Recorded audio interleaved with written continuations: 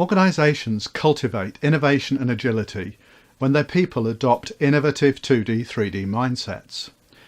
By failing to cultivate these mindsets, people get trapped in narrow, one-sided personal 2D perspectives that can be surprisingly hard to escape. What makes it so easy to get trapped and so hard to escape is the way that our perspective, or seeing, is so intimately enmeshed with our perception of who we are, or being. If I adopt the awareness of being the expert, other perspectives will look self-evidently wrong, and because I consider myself to be the expert, I'll expect others to accept my perspective as more valid than anyone else's, including their own. The way in which our seeing is coloured, biased and constrained by our being results in seeing-being traps where, to quote Schopenhauer, everyone mistakes the limits of their own field of vision to be the limits of the world. Working with any colleague who's caught in a seeing-being trap can be irritating, exasperating or infuriating. But when key influencers get trapped, organisational efforts to cultivate innovation and agility will falter, wither and ultimately die. There are all sorts of seeing-being traps that affect key influencers. I'm clever, I'm special, I'm the founder, I'm the owner, I'm the boss. I'm the founder, owner or boss's chosen protege, relative or apprentice, etc., etc. The list goes on and on. But of the many traps that affect key influencers, the three I see most often are I'm the expert, I'm the decision maker, and I'm the resource controller. I'm the expert is a trap that often affects those with specialist industry, market, customer or technology knowledge. And when it does, they miss or dismiss the new innovations, insights and ideas that will ultimately render their expertise obsolete. The seeing-being trap of I'm the decision maker often affects senior executives, particularly those who've worked in the traditional hierarchical command and control organisations of the past. Someone caught in this trap will feel I have to make all the decisions, which makes them a decision-making bottleneck for the organisation.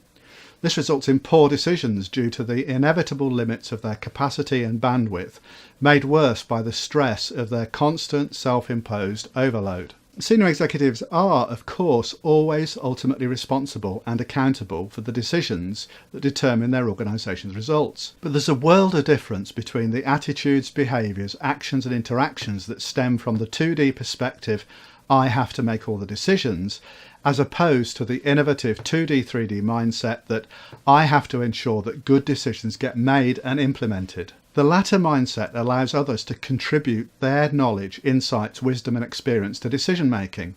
And, since none of us is as smart as all of us, this leads to better decisions. Not only that, but by being involved in the process, others are much more able, inclined and inspired to implement the decisions in practice.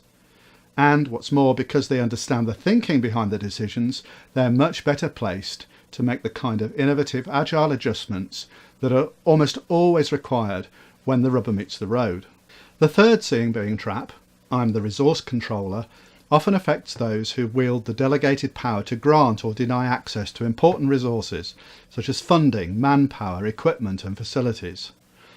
This includes those with sign-off authority in accounting, HR, legal and other compliance-related functions. Resource controllers tend to be isolated and insulated from the day-to-day reality experienced by colleagues at the coalface. This gets worse when organisations institutionalise the separation with outsourcing or shared services arrangements. The physical and psychological distance this creates leads to arm's length control and monitoring that unintentionally but almost always makes it harder to get things done.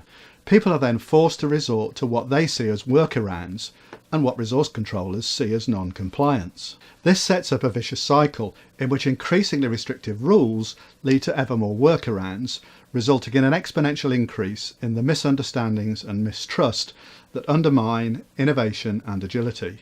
The negative effects of key influencers stuck in seeing-being traps like these are systemic and far-reaching.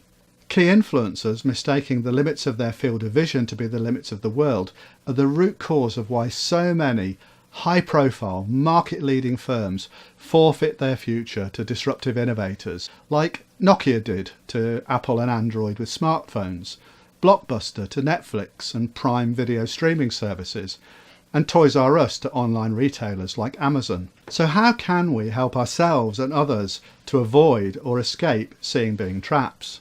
The secret lies in cultivating the awareness that no matter how important a role I may be currently playing, it's just that, a role I'm playing and not who I am. The distinction sounds subtle, but its implications are immense. That's because any role we play can become less important and even ultimately cease to exist. And if we mistake our roles for ourselves, then any threat to the role feels like a threat to our personal survival. Quite understandably, this triggers strong psychological defence mechanisms, including denial, blame and justification, accompanied by powerful personal emotions that encourage our existing 2D perspectives to become even more deeply entrenched. The power with which seeing being traps maintain hold of their victims makes them the number one personal barrier to the cultivation of innovation and agility. And when they affect key influencers, the systemic knock-on effect is to block the wider adoption of innovative 2D, 3D mindsets, firmly anchoring the organisation to past orthodoxies and stifling, smothering and strangling the innovation and agility on which its future depends.